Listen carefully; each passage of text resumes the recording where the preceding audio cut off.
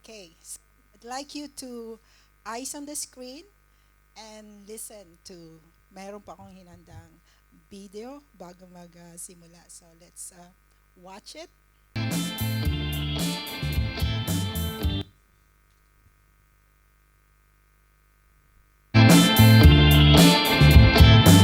Resilience for me. R-E-S. Can you spell resilience for me? R-E-S.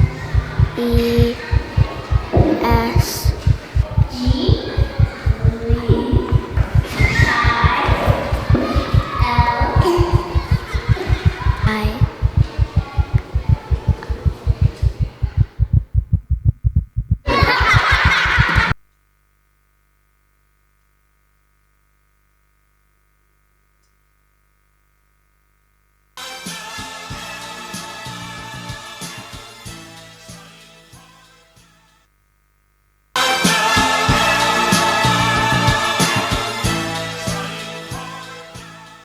Please could you spell resilience? R-E. Please could you spell resilience? S-E.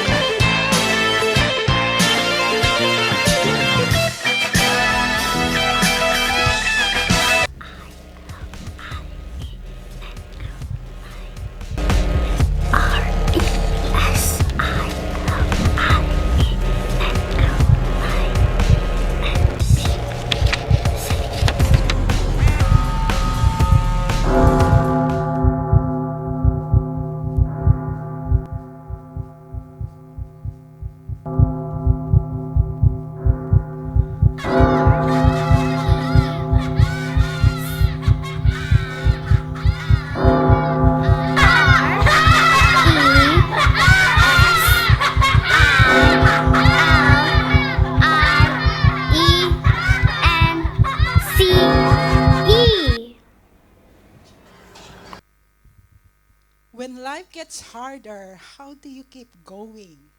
Kayo ba yung tipong sa isang sulok na lang, hindi na makagalaw? Or kagaya kayo ng bata na hindi dahil nag-fail siya on the first time, gumawa siya ng paraan para, alam mo yon, ang many times, dalawang beses, tatlong beses siya try and eventually, nakuha niya yung spelling ng resilience. That's actually the meaning of resilience. I titled this conversation as resilient living. It means pamumuhay na may katatagan. Paano tayo mamumuhay? There are a lot of storms, typhoons, troubles na darating sa buhay natin. Paano natin mapapanatiling mamuhay ng may katatagan? And as I talk about resilience is means the capacity to adapt, recover, and bounce back from adversity, trauma, or significant stress.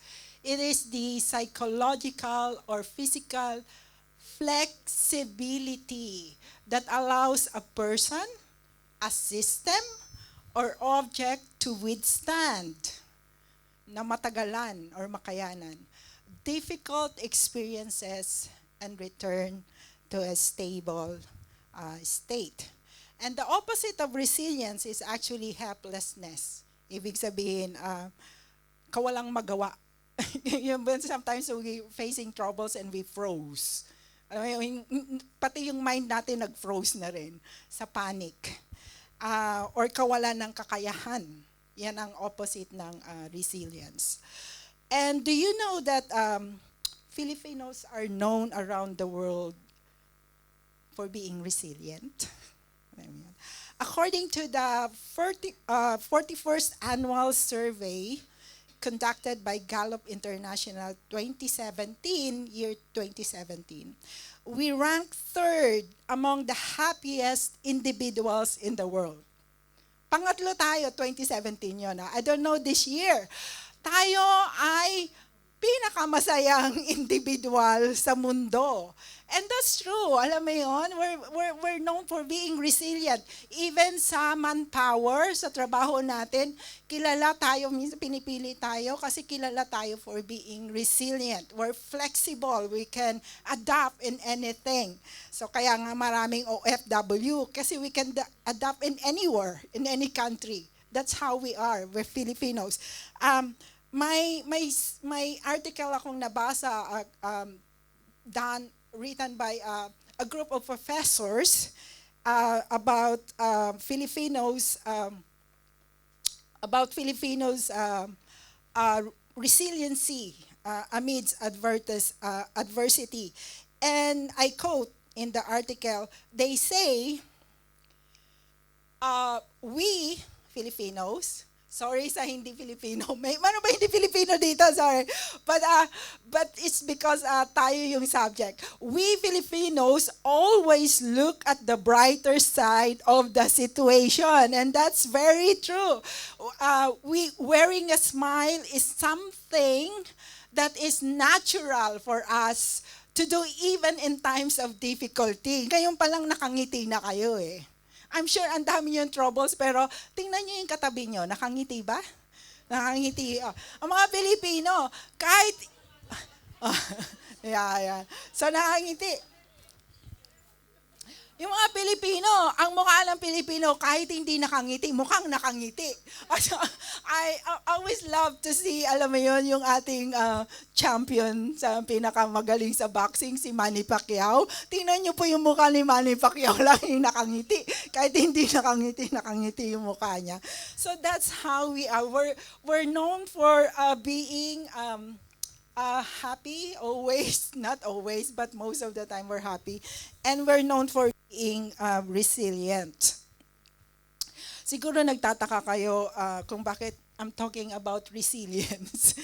Well, kasi the Bible, when it comes to our faith, the Bible tells us to persevere in faith.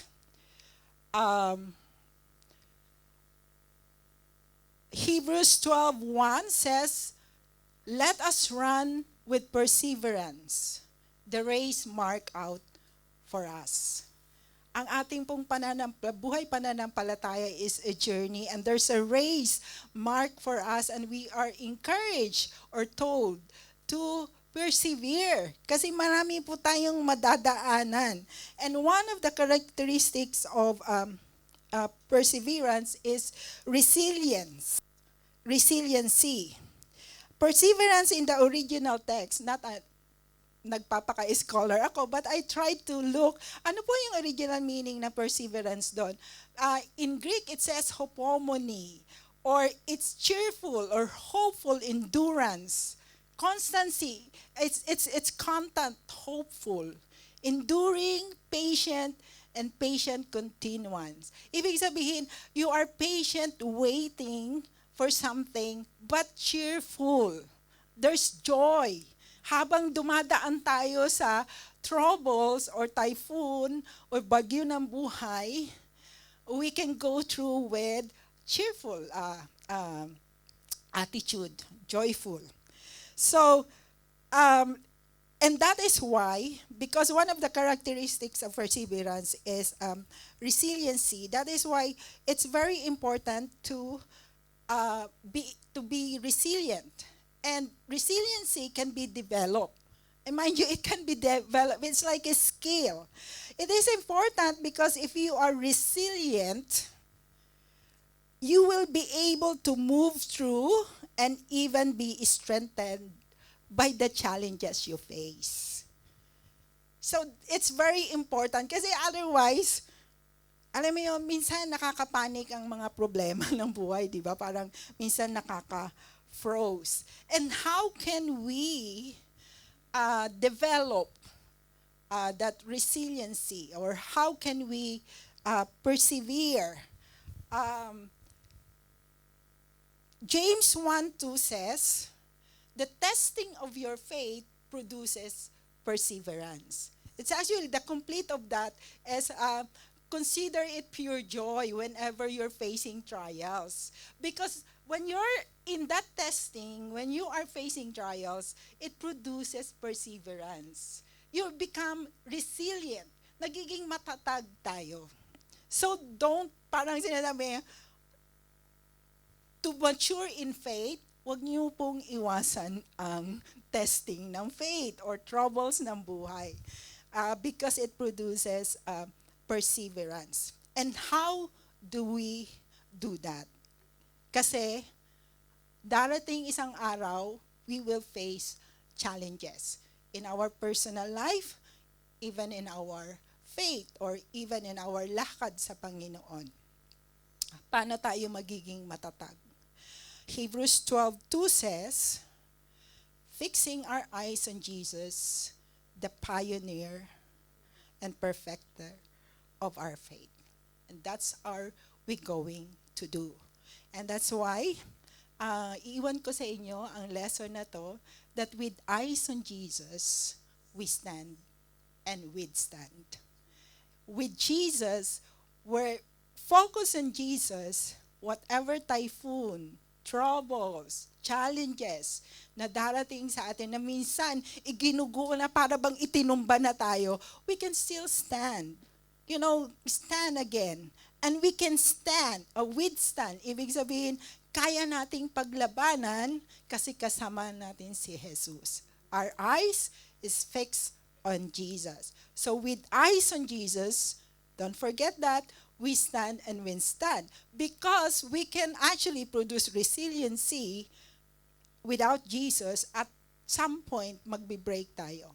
So it's really important that the source of our resiliency or the strength is on Jesus. With eyes on Jesus, we stand and withstand. Last Thursday, kung kayo po ay hindi nag-a-attend ng Bible study, well, we're having Bible study every Thursday. At salamat sa Panginoon, nakapag-attend ako. Sorry na lang, nasa on break po tayo. So kung balak nyo mag-attend next Thursday, wala pong Bible study next Thursday kasi naka-break na tayo. But I'm saying that whenever a-attend ako ng Bible study, I don't know with you, dahil hindi lahat ng oras nakaka-attend ako. But whenever I attended any lesson or any class, I make sure na meron akong takeaway. Kayo ba may takeaway? Baka naman tulog na kayo. But anyway, so kahit hindi yung buong lesson natutunan ko, but I make sure na meron akong takeaway. And last Thursday, ang takeaway ko is in the books of Acts. Sabi niya, nagbibiro lang actually si Pastor. Sabi niya, ang book of Acts po is only 28 chapters. Now, bago na po ang Acts. 29 chapters na po ang Acts. So, ang 29 chapter, the last chapter is about our journey of faith. Actually, kasi the book of Acts, it's called in the Bible, kung binabasa po natin, Bible natin, it's called the Acts of the Apostles. So, it's a little bit of Acts. It's started, the believers, the early church, started with a powerful infilling of the Holy Spirit. Doon they started, and they were filled with the Holy Spirit, empowered with the Holy Spirit, and they go everywhere, proclaim the good news. And so, yung buong at the latter part, and you would read na, hindi po dahil they were empowered by the Holy Spirit, is everything goes well as they proclaim the good news. And kung babasahin natin from the start and to the finish, ang dami pong masalimuot na pangyayari na naranasan. Especially the Apostle Paul. Si Apostle Paul, siya po yata yung winner pagdating sa trials and hardship or oppositions na naranasan, because he keeps proclaiming the good news. He keeps sharing Jesus to others. So they faced a lot of opposition, persecutions. Hindi po naging madali sa ang buhay nila. And that's true na chapter 29 is our chapter, our life journey in proclaiming also, in sharing the word of God. At hindi po tayo nalalayo sa mga early believers. Meron po tayong hinaharap na trials din. Siguro, hindi nga lang katulad ng trials nila. We're so blessed, hindi katulad ng trials. Paul was imprisoned, most of them imprisoned. Si Paul ay ano ba yun? Natuka ng ahas, face a lot of storms in the middle of the sea. Kaya nga siya number one. Number one sa pagdating sa hardship. Pero hindi siya tumigil. Hindi siya tumigil. None of those hardship, none of those trials, or none of those persecutions stop him of proclaiming the good news, or even stop him of living the faith. So yun po yung ating journey naman. When life gets harder, how do you keep going? Do we keep going on proclaiming and sharing the love of God, or tumitiklop na tayo? Or do we keep going, living our faith, or nasway na tayo? And book of James, si James, sumulat siya because there's a lot after dumami na yung believers, di ba? The spread, the good news about Jesus Christ spread. And along many years passed, along the proclamation, there's a lot din naman ng opposition and persecution. And James, the brother of Jesus Christ, wrote to the believers, because they were scattered, mostly for the Jews. And the book of James is for the Jews. And these are the believers that suffered or experiencing persecutions or many trials, and because of persecutions, when you're under pressure, makakapagpatuloy ka ba ng pamumuhay ng may katatagan sa iyong pananampalataya? And we will see many challenges na dinaanan nila, and maybe we can relate dun sa mga pinagdadaanan nila that time. So that's the background of the book of James. So I will start on chapter 5.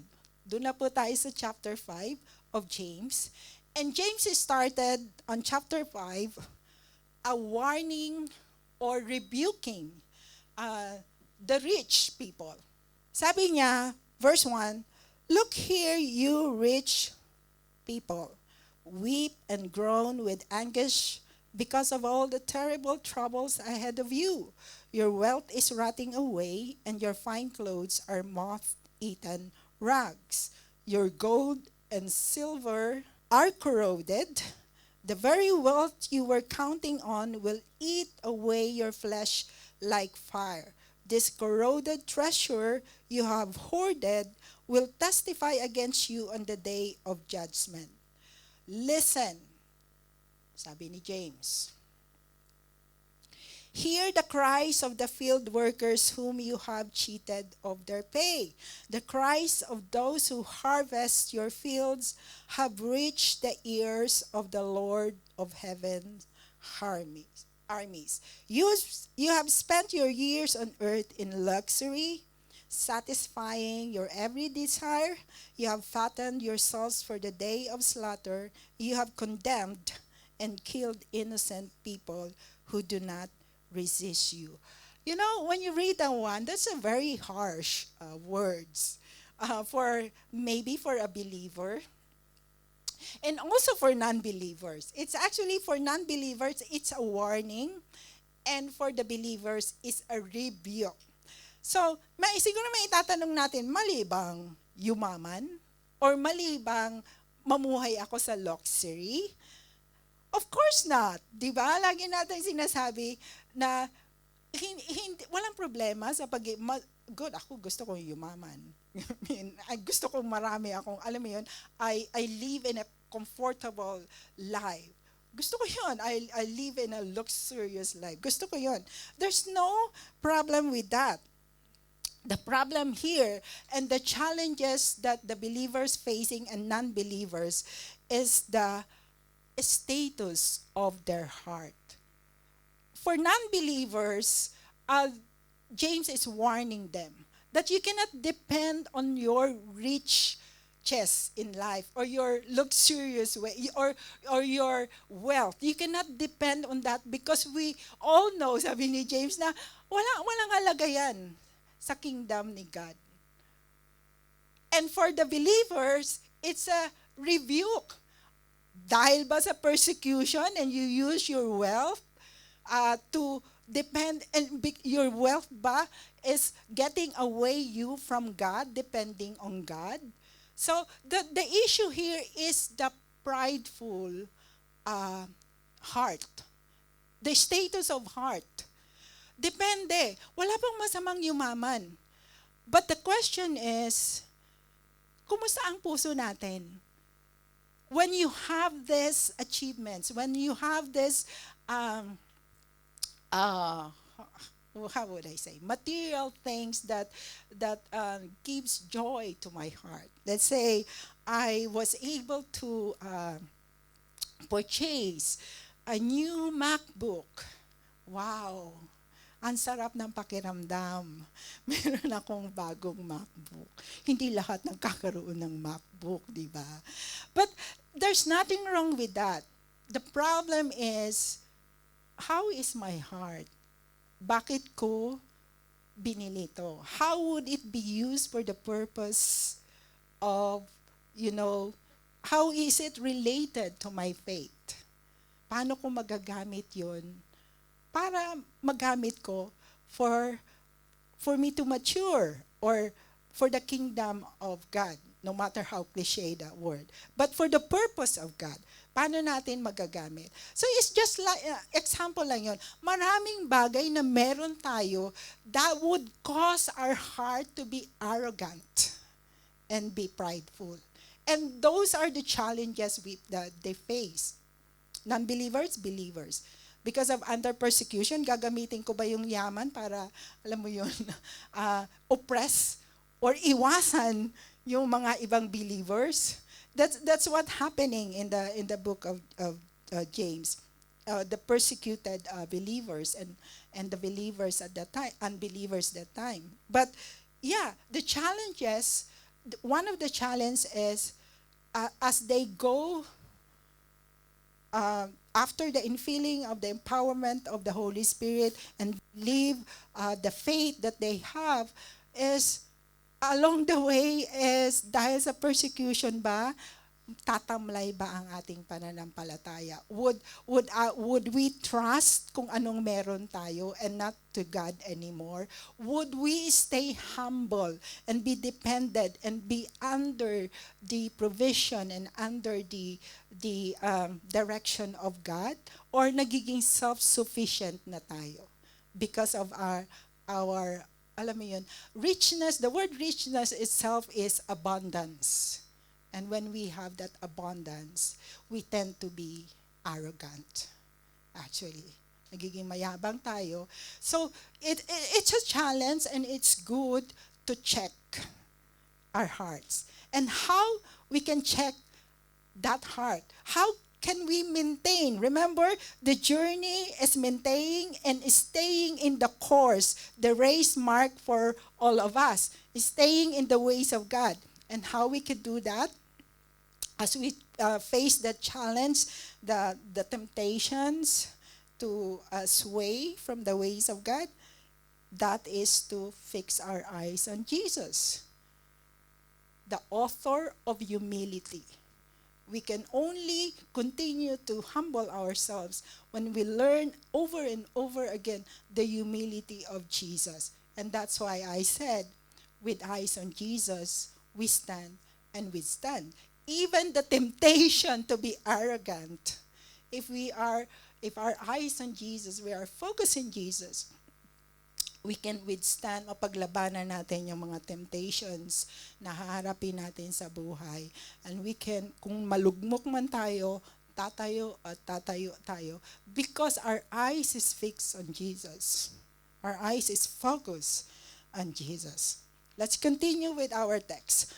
So, James also said, "Dear brothers and sisters, be patient as you wait for the Lord's return. Consider the farmers who patiently wait for the rains in the fall and in the spring. They eagerly look for the valuable harvest to ripen. So you too must be patient. Take courage, for the coming of the Lord is near. Don't grumble about each other, brothers and sisters, or you will be judged. For look, the judge is standing at the door. For examples of patience, if you want to learn about patience, for example of patience and suffering, dear brothers and sisters, look at the prophets who spoke in the name of the Lord. We give great honor to those who endure under sufferings. For instance, you know about Job. You know about Job, a man of great endurance. You can see how the Lord was kind to him at the end, for the Lord is full of tenderness and mercy. But most of all, my brothers and sisters, never take an oath by heaven or earth or anything else. Just say a simple yes or no, so that you will not sin and be condemned. Now, the challenge that I saw from that text is being impatient. When we are in the journey, on the race, marked for all of us, pag pinag-usapan ang faith natin, sometimes we become impatient. There are many times that we request from God. Diba? So, the challenge is minsan nagiging impatient tayo. So, in that time, sabi ni James sa mga believers, be patient. Kumbaga sa tatagan nyo ang loob nyo. Darating na ang Panginoon. You see, on that time, at the very early period ng church, Paul and the other believers believe that Jesus is coming back on their time. That's the text is saying. Naniniwala sila na sa kanilang panahon, darating ang Panginoon. And of course, we all know, kasi nandito pa tayo, that Jesus didn't come back. Not because God is lying or a liar, because God cannot lie, but because it's not the right time. And He could come back at our time. At because we all know that darating ang Panginoon, no one can knows, but anytime He can come back if He wills. And He can come back sa panahon natin. It would be good. Sabi, mayroon ako narinig na, it would really, really, really good pag dumating na ang Panginoon sa oras na to, right now and right time. Right now, at the very moment. Bakit? Solve na lahat ng problema ko. Diba? Kung dumating ang Panginoon. But, so, the believers from that time, as they go on, some believers, the phase that they face is being impatient. And that is not very far from all of us believing right now. Sometimes, at the point of our journey, we become impatient. I don't know the source of being impatient. Diba, nagdadasal kayo, hindi na-receive, nagiging impatient tayo. Or even waiting for the coming of God, minsan, nagiging impatient tayo. But James is encouraging them to be patient, just like the farmer. Another thing, when we become impatient, we grumble. Pag hindi natin na-receive yung gusto natin, we grumble. And even in the church, we grumble pagka we grumble to each other. Sabi ni James, don't grumble, di ba? Or kung nagiging impatient tayo, ay sabi ni James, tingnan nyo na lang, kumuha kayo ng inspirasyon sa mga propeta noong araw. Tingnan nyo kung paano sila naging patient at kung paano sinagot ng Panginoon ang kanilang mga hiling and at the right time, kung paano sila blines. Impatient ba tayo? Then be inspired. Read the words of God. Read the life of the early believers. If you want an inspiration, so as not to be impatient, diba? So, and even waiting, sabi ni James, be patient. Sabi niya, maging pasensya, you patient like a farmer. Diba? I guess kung may farmer dito, kayo po ang makakaintindi kung ano ang ibig sabihin ng be patient like a farmer. Kasi ang farmer, di ba, nagtatanim, and then hindi niya alam, basta tutubo yung linagay mo yung seed, tutubo yung paano tumubo? Hindi, well, only God knows. May ulan, may araw, tumubo, lumago. Di ba? So, it's the same thing. It's the source is God. May problema ba tayo sa pagiging patient? That's one of the challenges. The challenge we face, even in our personal life, we become impatient. So saan tayo kukuha ng inspirasyon? To be patient, to joyfully waiting. And that's why I said, with eyes on Jesus, we stand and we stand. We can learn being patient kung hindi natin mabasa ang mga story ng mga propeta, but look to Jesus, His life, and learn how patient He is. With eyes on Jesus, we stand and we stand.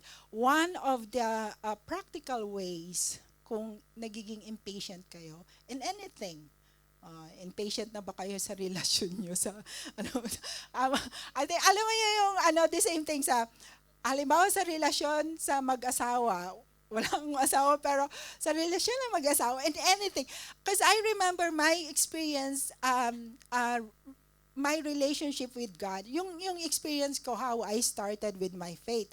Yung unang-una, the very first time, we call it, John called it first love. When I get to know Jesus Christ, when I surrender my life to Jesus, meron akong hunger to learn the Word of God, to know Him more, to read the Bible. I don't know kung na-experience nyo yun, but I did have. Lahat yata ng mga klase nun pinapasukan ko, not to intention to teach, but to learn. Mayroon akong hunger. I remember nung nandun ako sa Singapore, baby Christian ako nun, naglalakad ako mag-isa along the orchard, sa streets ng orchard, alam mo yung nagkakandirit. Not really obvious, but there's full of joy in my heart. That is, when you're new in the relationship with God, yung parang you're on fire. But along the way, like 20 years after, are you still on fire? Well, marami nang dumating. And that's why the importance of being resilient, to persevere on your faith. And that is the same sa mag-asawa. Alam mo yun na parang pag nagsisimula pa lang, all roses. But along the way, after so many years, 25 years, 30 years, may nakikita pa bang roses? The challenge is to stay, to maintain the relationship, to stay in the relationship. You become, lahat na yata nakikita sa asawa mo, nagiging impatient ka. So how to be patient? So we could learn from that also. And how do we do that? With eyes on Jesus, we stand and stand. Whatever in our relationship, kung ano man ang pinagdadaanan natin, ano mang challenges, we can stay, we can stand and withstand because our eyes is focused on Jesus. James continue, sabi niya, are any of you suffering hardships? You should pray. Are any of you happy? You should sing praises. Are any of you sick? You should call for the elders of the church to come and pray over you, anointing you with oil in the name of the Lord. Such a prayer offered in faith will heal the sick, and the Lord will make you well. And if you have committed any sins, you will be forgiven. Confess your sins to each other and pray for each other so that you may be healed. The earnest prayer of a righteous person has great power and produces wonderful results. Elijah was a human as we are, and yet when he prayed earnestly that no rain would fall, none fell for 3.5 years. That's how powerful the prayer of a righteous person. Then when he prayed again, the sky sent down rain and the earth began to yield its crops. One of the challenges we will face or we're facing when we're having this journey of faith or living our faith is communicating with God. Communication with God, prayer. That's why I continue reading the whole text. Because the main point of that is prayer. And that is the most of us, kumbaga sa challenge sa atin. Do we pray? Do we pray? Pagising natin, kanina meron kami discipleship class, nag-sharing kami. It's a joy. It's a joy to learn na pagising mo pa lang si Lord na ang nasa isip mo. And one of the challenges of that is the prayer to communicate with God. Minsan pag sa gabi, pagod na tayo. pagod na tayo, di ba? Good night, Lord. Amen. Di ba? Parang wala ka ng lakas to, Lord, alam mo yung, Lord, anong nangyari? Parang, Lord, alam mo naman ang nangyari sa araw na to. I give it to you, Lord. Amen. Pagising mo sa umaga. That is a challenge for all of us, actually, to communicate with Him. And especially it's a challenge when we're facing trials. Kayo ba yung tipong pag facing trials, lumalayo sa God o mas lumalapit sa God? Meron pa tayo dito, conversational, mas lumalapit. Depende yun sa atin. But those are very common to all of us. Yung we face challenge of communicating with God. Minsan sabi niya, ayoko pong mag-pray kasi hindi ko alam mag-pray. Prayer is just talking to God. Do you talk to God? Hindi pa tayo alam mo yun? I remember one time nung the other Sunday, nagdi-discuss kami kung paano yung communication with God. For my experience, maraming oras na na-share ko na, alam mo, paghuhugas ng pinggan is relaxing to me. Nalagay naghuhugas ng pinggan, Lord, alam mo naman yung nangyari kanina. Lord. Parang, while doing something, your mind and heart is to the Lord. So that is also communicating with God.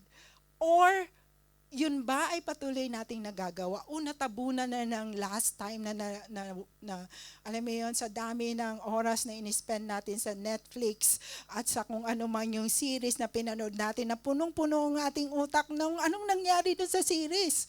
Sabi, I'm watching Smallville. Ano na nga kung depende yun kung ano yung linalagay natin sa utak.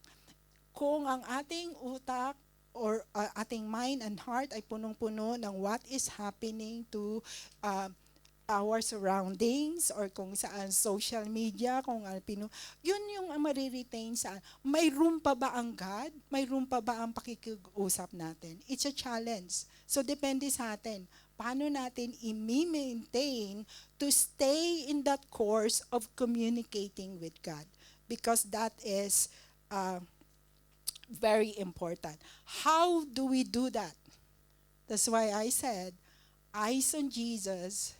With eyes on Jesus, we stand and we stand. Even that, we can, magiging matatag po ang ating buhay kung patuloy tayong makikipag-communicate sa Panginoon. And that includes praying, reading, and spending time with Him. Depende na lang sa inyo kung saan kayo kukuha ng panahon or kung paano nyo gagawin.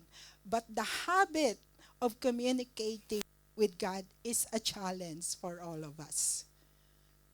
It's one of the challenge. And we solve that challenge to fix our eyes on Jesus. With eyes on Jesus, we stand and withstand. The next verse, it says, my dear brothers and sisters, sabi ni James, if someone among you wanders away from the truth and is brought back, you can be sure that whoever brings the sinners back from wandering will save that person from death and bring about the forgiveness of many sins. One of the challenges also when we're, having this journey with God is wandering. Wandering is taking another course away from God. Wandering is doing your own ways away from the ways of God. That is wandering. Ibig sabihin, you're separating. So kung merong inanda ang Panginoon sa atin, that race mark for all of us believers until makarating tayo doon sa destination natin, the challenge is we tend to wander. Ibig sabihin, dito ako Lord, dito ako, hindi yung gusto mo. We tend to wander. Then James is saying, kung meron po tayong nakikitang nagwa-wander, anong ginagawa natin? Do we judge? Yan na nga ba sinasabi ko sa iyo, wala ka ng pag-asang magbago. So what James is saying is, bring that back.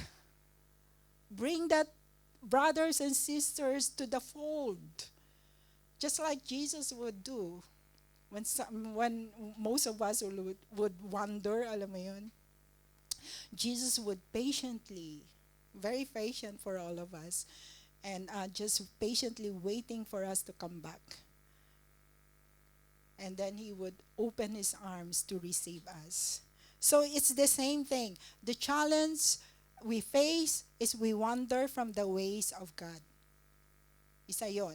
So marami, like the challenges we face, una, yung ating arrogant, yung prideful natin, be careful of what achievements we have. Be very careful. Would that achievements bring us away from God or bring us near to God? The second is be patient. Maraming promises ang God. Minsan hindi natin nare-receive agad-agad, but He never changed. Kanila lang napag-uusapan namin that God is unchangeable. Kanina din, bigla tuloy ako napakanta. Nakilala ko yung natin. Unchangeable. God doesn't change. Kung ano yung plano niya para sa atin is still the same, and His plans for us are all good. Kung ano yung promises niya, hindi nawawala yon. It will stay. So, do not wander. The challenge is we wander, but if we fix our eyes on Jesus, with eyes on Jesus, we stand and withstand. Resilience help us keep moving forward. It strengthened us until we reach the destination God has prepared for us. And through the testing, through the challenges, we overcome it with Jesus Christ. We can reach the destination that God has prepared for us. We become more resilient when we keep talking to God regularly and sincerely. We become more resilient when we talk to God, when we pray to God, when we commune with God. With Jesus, even our weakest moments can become places of renewed strength. Yung bang hinang-hina na tayo, but we commune with Jesus, and that strength rise again. With Jesus, we can rise with courage, finding strength and hope, even in life's hardest moment. Basta kasama natin ang Panginoon. Lagi kong naririnig ito kay Pastor, walang napapariwara sa taong nagtitiwala sa Panginoon. And that's true. That's very true. Kaya lagi kong take away yan. So that's why, in conclusion, I said, when our life build in Jesus, we grounded, we rooted, we learn the life of Jesus. At nasabi ko that a life rooted in Jesus cultivates resilience and keep us from drifting away from the ways of God. Pagka ang ating buhay ay, kumbaga sa basta Tagalog ang rooted, nakaugat kay Jesus, we are strengthened. That's how resilience is. We are able to, alam mo yun, maneuver, or we have this flexibility to see our situation in a different ways. Di ba? Hindi yung, ay, kawawa naman ako, ang dami kong problema. Kawawa naman ako, lagi na lang ako may problema, di ba? Kawawa naman ako, ang sungit-sungit ng amo ko, yung katabi ko, bless na bless siya, bait-bait ng amo. Hindi ganun. So, titingnan natin, ay, salamat at masungit ang amo ko. Kasi minsan, most of the time, pag sinusungitan niya ako, lalapit ako kay Jesus. So, nagiging use siya, ginagamit siya for us to be closely, draw ourselves near to God. So that's trials, di ba? So depende sa atin. So when our lives are firmly rooted in Jesus, we will not be shaken. Unshaken. We will not be swept away. And we will not drift from the presence of God. Ibig sabihin, hindi tayo mapapawalay sa presensya ng Panginoon. For the one who holds us is faithful. Kanina lang napag-aralan namin. He is faithful, mighty, and strong. With eyes on Jesus, we stand and we stand. There's the story, I will end in this. The story of the donkey. Narinig niyo na ba to? O makinig kayo, this is bedtime story. I allow you to, after this, matulog na. Kasi matawas na ako. This is bedtime story, this is for the kids. But we can learn from here. The story of the donkey. Hindi niyo pa narinig to? Okay, so makinig kayo. Merong isang farmer. There's a farmer who owns a donkey. And then this donkey is a little bit lazy, old. One day, nahulog siya doon sa well. Asan na yung next ko? Nahulog siya so doon.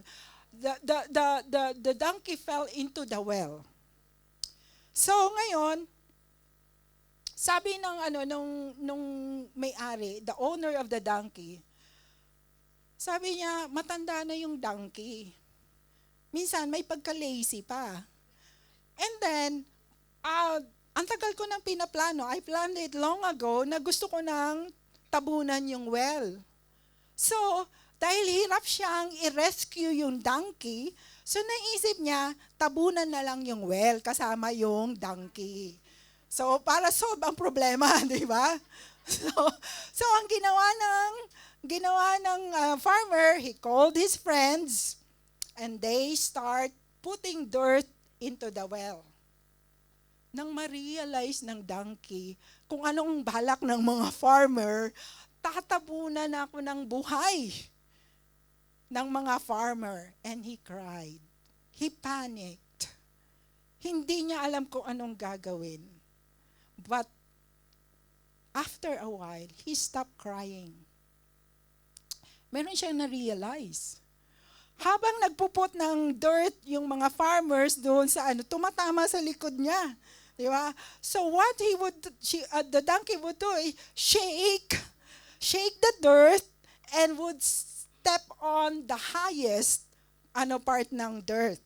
So yun yung ginawa niya habang nagtatabunan na, shake, shake, shake, go to the highest point, shake, shake, shake. Tapos hanggang dumating siya doon sa taas.